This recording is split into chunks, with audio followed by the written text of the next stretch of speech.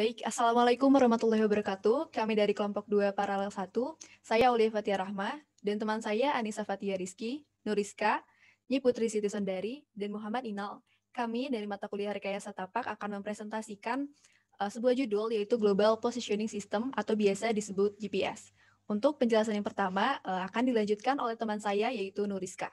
Baik, di sini saya akan menjelaskan tentang latar belakangnya yang pertama itu pelaku pemetakan tapak terdahulu menggunakan sistem manual seperti theodolit dan berkembang menjadi total station, waterpass, dan IDM. Nah, di zaman modern, para pelaku pemetakan mulai menggunakan teknologi terbaru seperti GPS geodetik dan GPS pemetaan.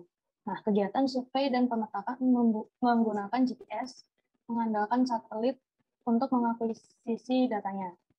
Terdiri dari kata Global Positioning System, GPS ini merupakan sistem dalam satelit navigasi dan penentuan dari sebuah posisi.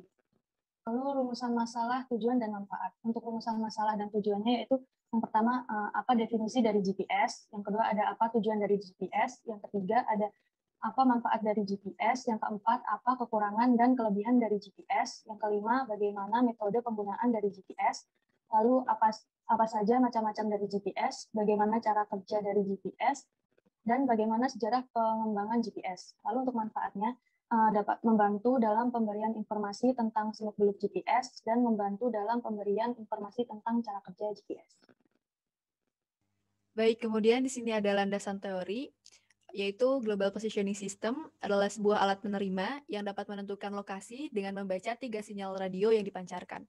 Kemudian sinyal GPS menggunakan sinyal radio jarak rendah. Kemudian prinsip penentuan posisi GPS menggunakan metode reseksi jarak yang mengukur jarak secara simultan ke satelit.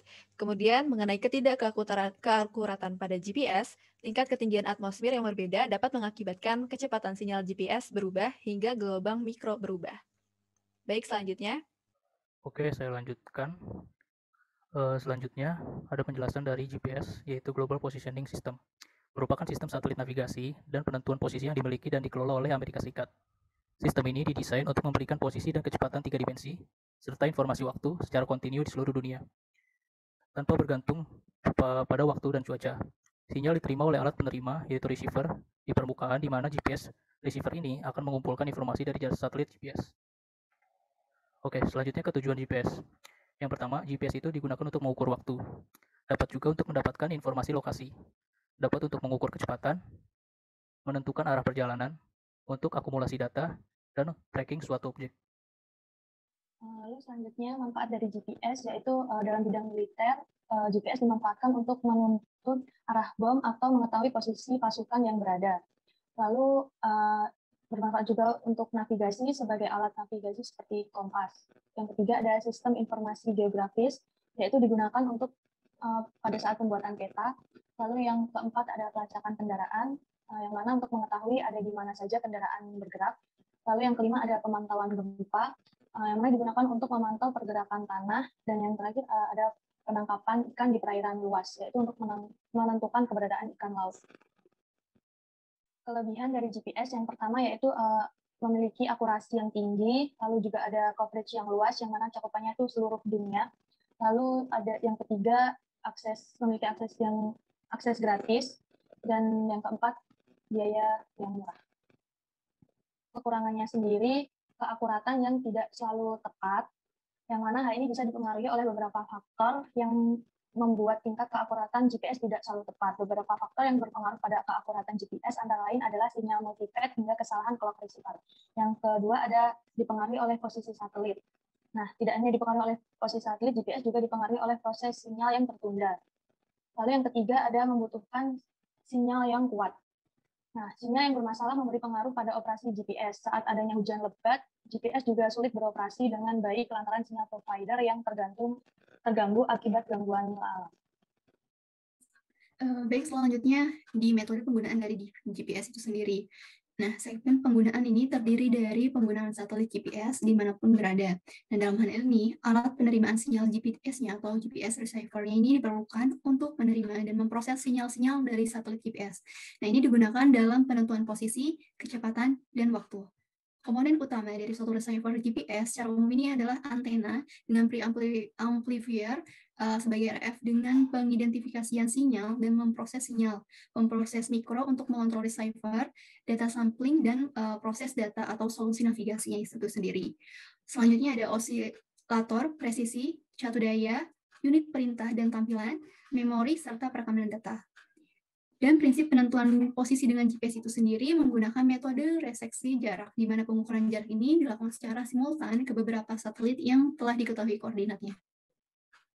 Baik, selanjutnya saya akan menjelaskan mengenai macam-macam GPS. GPS dikelompokkan berdasarkan pemanfaatannya. Itu adalah, yang pertama itu ada GPS navigasi. GPS navigasi ini berfungsi sebagai pemandu perjalanan dari suatu tempat ke tempat yang lain. Lalu ada GPS tracker, berfungsi untuk melacak posisi dari sebuah objek atau kendaraan dalam keadaan real time. Next. Selanjutnya, GPS berdasarkan tipe alat atau receiver terbagi ke atas 3 tipe. Yang pertama, ada tipe navigasi. Tipe jenis ini memiliki harga yang cukup terjangkau. Lalu, ada tipe geodetic single frekuensi. Tipe ini digunakan dalam survei dan pemetaan. Dan yang terakhir, ada tipe geodetic dual frekuensi. Tipe yang ini memberikan ketelitian posisi hingga mencapai satuan milimeter. Baik, selanjutnya untuk cara kerja dari GPS, ada 3 bagian penting, yaitu yang pertama control segment atau bagian kontrol, kemudian GPS space segment, bagian angkasa, dan GPS user segment atau bagian pengguna. Untuk bagian kontrol segmen ini, nanti sinyal dari satelit akan diterima oleh bagian kontrol yang ada di bumi. Kemudian akan dikoreksi dan dikirimkan lagi kepada satelit begitu. Dan data yang menjadi hasil koreksi tersebut disebut data MP-MERIS yang nanti akan dikirimkan ke alat navigasi yang user miliki begitu. Kemudian GPS space segment terdapat 2 jenis gelombang yang sehingga saat ini digunakan sebagai alat navigasi berbasis satelit. Ada gelombang L1 sebagai yang dapat dipakai oleh masyarakat umum dan gelombang L2 yang akan dipakai oleh militer. Kemudian ada user segment, ini berupa antena dan prosesor receiver yang mungkin kita juga punya di handphone masing-masing supaya dapat mengetahui sebagai alat penerima sinyal dari satelit tersebut begitu. Baik, selanjutnya.